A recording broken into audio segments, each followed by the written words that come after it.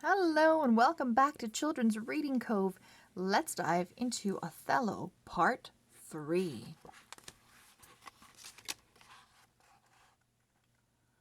Othello walked alone in the cool of the evening, hoping to rid himself of the jealous thoughts that had tortured him all day.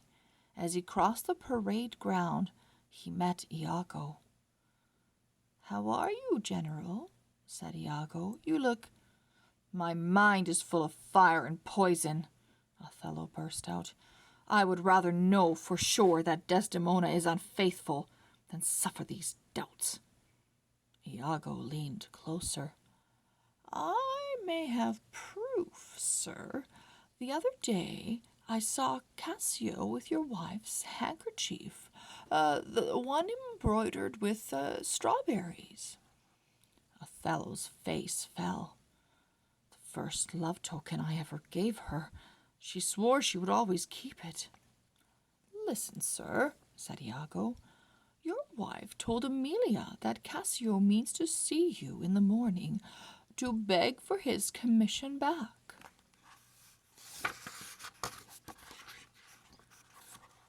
"I'll stop him under the window of your office and ask him what's going on between him and your wife. If you watch from the window, you'll see how he reacts." Othello clasped Iago to him. "Honest Iago," he said, "at least I know I can rely on you." Othello could not see the icy loathing in Iago's eyes. Cassio was anxious when he entered the garrison the next morning. He concentrated so hard on what he would say to the general that he didn't notice Iago approaching or Othello spying on him from his office window. Iago winked at Cassio. "A certain young lady is looking for you," Iago said.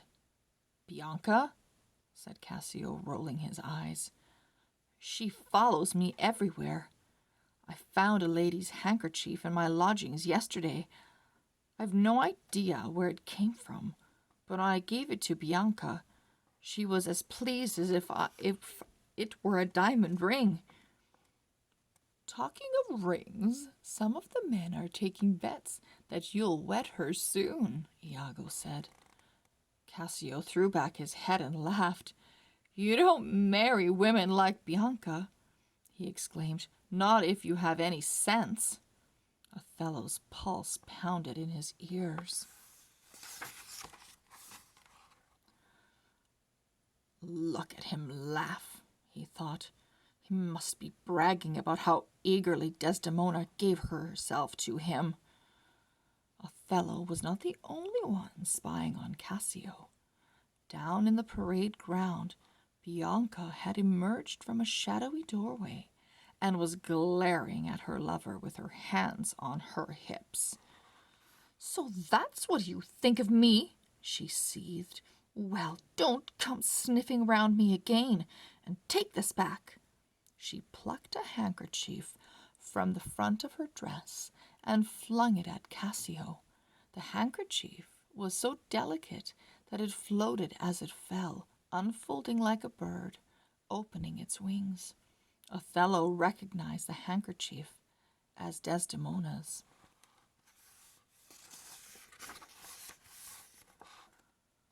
Overpowered by shock, he uttered a loud cry before collapsing in a swoon. Iago revived Othello a few minutes later and helped him into a chair. Othello's eyes were glassy and his hands trembled. "Where is Cassio?" he croaked. "Gone," Iago said. "I came to the office as soon as I heard you call, saw you were ill, and told Cassio to return to his lodgings until he was sent for. You saw me question him?" "Yes, and I saw the handkerchief." "The lying dog," growled Iago. "When I think of how you trusted him and—" "Cassio must die," Othello whispered. Leave the little sewer rat to me, sir, urged Iago. What will you say to your wife? My wife, Othello exclaimed. My wife! He clenched his shaking hands into fists. Oh, this is sweet, gloated Iago. Tonight I'll get Roderigo drunk enough to believe anything and convince him that he has to kill Cassio to win Desdemona. We'll wait in the alley near the inn where Cassio dines, and when he appears, Roderigo will run him through. All I'll have to do then is slip my dagger between Roderigo's ribs, and no one will know that I had anything to do with Cassio's murder.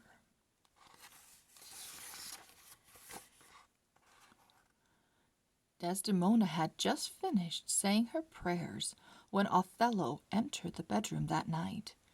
She went to kiss her husband, but stopped when she saw the grimness in his eyes. "What's wrong, my love?" she asked. "Have I done something to offend you?" "Where is the handkerchief I gave you as my love token?" said Othello. Reluctant to admit that she had lost the handkerchief, Desdemona frowned. Let me see, where can I have left it?" Othello seized her by the shoulders. "You left it in Cassio's hands when you took him as your lover," he declared. Desdemona stared in disbelief. "Are you mad?" she cried. "What are you saying? Cassio is my friend, nothing more."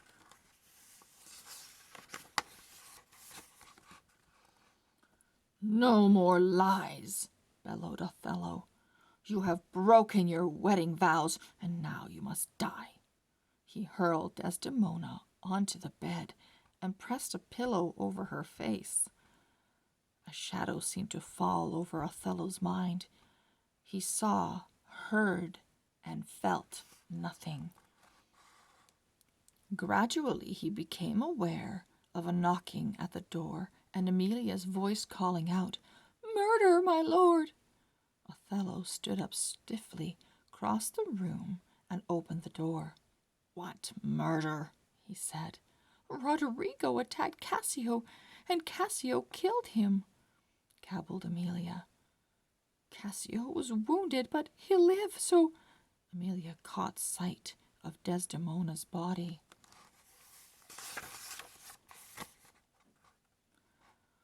"What has happened?" she squealed. "I killed her," Othello said harshly. Amelia's screams attracted Iago and Montano. Montano gazed in horror at Desdemona. "What's all the screaming about?" Iago demanded. "I killed my unfaithful wife," said Othello. "I found her out when she gave her handkerchief to her lover, Cassio." "You're wrong, my lord," Amelia sobbed. "Be quiet, woman," snapped Iago. "I found the handkerchief yesterday," Amelia told Othello. "Iago took it to play a trick on someone. The trick was played on you."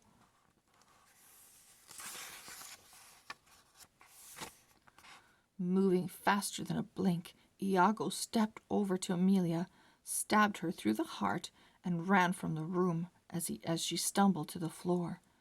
But he did not get far, for he ran into a troop of soldiers who had come to arrest him. Cassio had seen him stab Roderigo and had reported it. Iago was bound with ropes and marched back into Othello's presence. Othello looked hard at the man who had deceived him so utterly. "A trick, Iago," he said hoarsely. "Are you human or a devil? If you're a devil, then you can't be killed." Othello unsheathed his sword and lunged at Iago, who shouted in pain as he jumped back.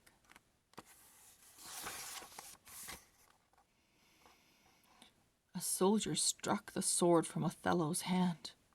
Iago laughed scornfully. I'm bleeding, General, but I'm not dead, he sneered. Othello sat on the bed and took Desdemona's lifeless hand in his own. I killed her, he howled. I believed Iago's lies, and now she's dead. Where am I? Where is the man who used to be Othello? Othello reached into his jerkin, brought out a knife, and plunged it into his chest. He slumped across Desdemona and died with his lips touching hers. A life for a life, Moor, Iago said contemptuously. He did not struggle as the soldiers led him away. Othello and Desdemona were buried together in the garrison churchyard. Iago confessed his crimes and was executed. His corpse was burned, and its ashes were scattered on the wind. I kissed thee ere I killed thee.